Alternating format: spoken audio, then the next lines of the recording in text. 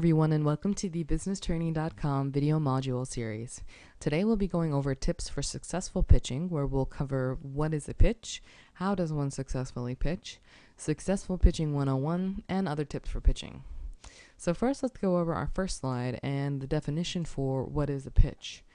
A pitch is a story that you tell or sell the media. Regardless of who you're targeting, your pitch needs to be concise, succinct, and relevant. You may have mere seconds to capture the attention of your target, so make it good. Pitching can really be a daunting task. It's like cold calling people who may or may not have any desire to talk to you. It is essentially selling. I've done some cold calling in the past, telemarketing if you will, and I could tell that I was either boring the people on the other end, were reaching them at a bad time, or was offering or asking them about something that they had no interest in. How were these people chosen? I'm not really sure, as I was simply at the end of the line, but I did take this to heart and crafted my pitching strategies accordingly. So first, let's talk about successful pitching. When someone is being pitched, whether it's a blogger, a media person, publication, etc., you have to do the following things initially to make sure you start off on the right foot. Being the faster, most effective, and efficient runner in the race won't really make a world of difference if you've started the race by taking a step in the wrong direction. So that analogy sort of lays out my analysis for the best place to start is in the right direction. By being considerate, observant, personable, and really making a pitch relevant for the person that you're pitching means you'll start off in the right direction. So pitching 101 is, again, means taking that right first step and knowing which direction to go. To start, make sure you do some really heavy reading. This is also referred to as the homework stage. Do your homework. Read about the person you're pitching and figure out how to talk to them. Do they prefer email, Twitter mentions, or direct messages, phone calls? Figure it out. While email can be the least intrusive method, it may not be their preferred method, and it may just end up getting lost in cyberspace. Research the person you're pitching, or the pitchee. Second is to qualify your prospects. Evaluate if the people that you are going to pitch are qualifications. Like in sales, professionals need to qualify the people before they can sell them their product. If this person isn't going to be interested, why waste your time on pitching them?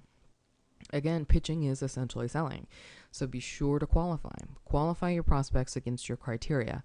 Are they interested in what you have to say? Do they write about the story you're looking to pitch them on? Do they talk about companies in the same industry as the one you're representing? Do they have any reason to care about what you have to say?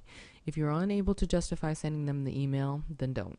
If you do, you're likely to become the enemy to good pitchers everywhere. Spammers. You make the people who take the time to pitch look just as bad as you. Why? Because you set the expectations for people in the media, bloggers, and publications. You make them hate pitchers, and you make them really apt to ignore every single pitch that comes their way. So before you ruin it for the rest of us, evaluate your reasonings to send that pitch. Second is to customize your pitches. Create a targeted pitch.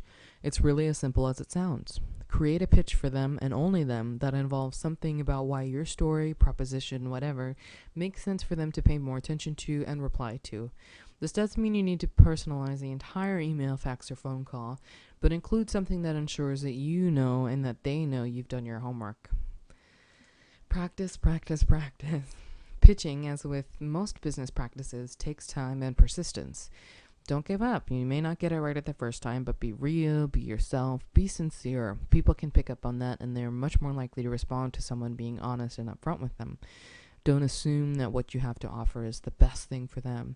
I hear a lot of times from people that I pitch that pitchers assume that they want to write about, what I have to say, and that your pitching is really going to save their day.